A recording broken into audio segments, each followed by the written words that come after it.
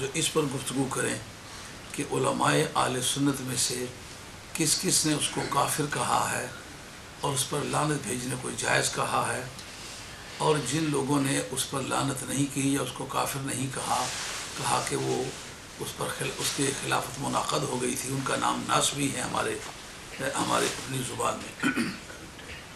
یعنی حضرت علی مرتضیٰ شیر خدا کے خلاف اور امام حسین کے مخالف دھڑے کا نام ہے ناسبی.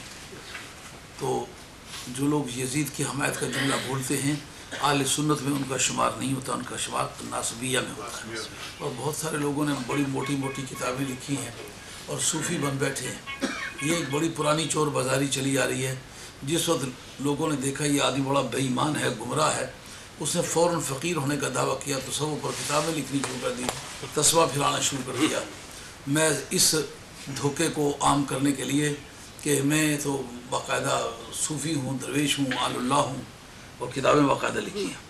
اور یہ کتابیں لکھنے کا کام ابن تیمیہ جیسے آدمی نے بھی کیا. تصوف کی کتابیں، تصوف کے منکرین میں پہلا آدمی سمجھا جاتا ہے اس آدمی کو.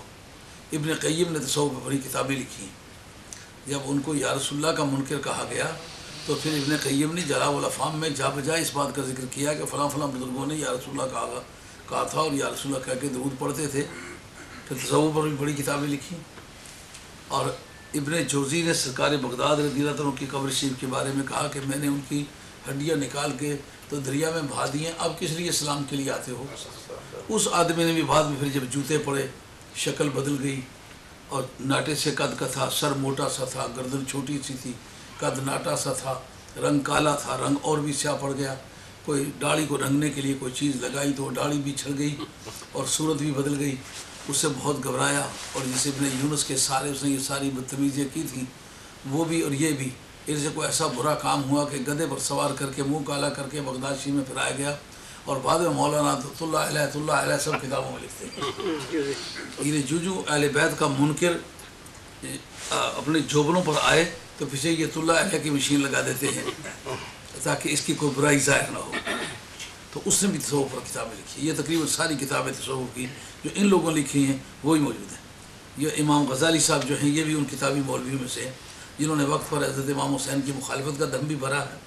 احیاء العلوم جو بڑی مشہور صوفیہ کے ہاں مشہور کتاب مانی ہے اس کے اندر موجود ہے کہ یزید کو برا نہیں کہنا چاہیے، یزید ٹھیک آدمی تھا، اس کے خلافت منعقد ہو گئی.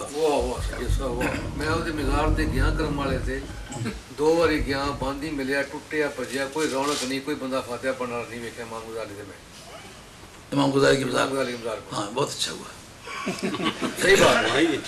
نہیں وہ بتاتا ہوں کہ انہوں نے کتابیں وغیرہ جو لکھی ہیں نا انہوں نے سمجھا بہت بڑا تیر مارا. پیچھے بھی کافی لوگ، مگر آج تک ان کا مرید دیکھا ہے زندگی میں؟ ان کی سلسلہ طریقت کا کوئی نام آپ کی اطلاع میں ہے؟ جو کاغذی قسم کے پیر ہوتے ہیں ان کے آگے سلسلے نہیں چلتے. والی بغداد شہنشاہ جیلان کی دنیا میں مرید ملتے نا، سید بہاؤالدین نقشبند شہنشاہ بخارا کے مریدین ملتے نا، خواجہ غریب نواز سلطان ہند سرکار کے مرید ملتے نا. ان کا مرید کہاں ہے؟ حالانکہ خواجہ غریب نواز کے مرشد پاک، سلطان ہند سرکار کے مرشد پاک خواجہ عثمان ہارونی، مکہ شریف میں جو اوپر بازار ہے ہیڈ پوسٹ آفس جس کے اندر ہے، ہیڈ پوسٹ آفس کے سامنے چھوٹا سا میدان ہے، سامنے ایک موقف السیارات ہے، کاروں کا اڈا.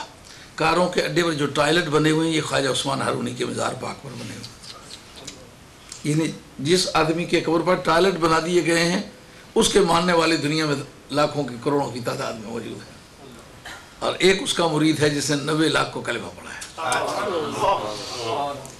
لیکن امام غزالی کا مرید بھی کبھی آپ نے دیکھا ہے؟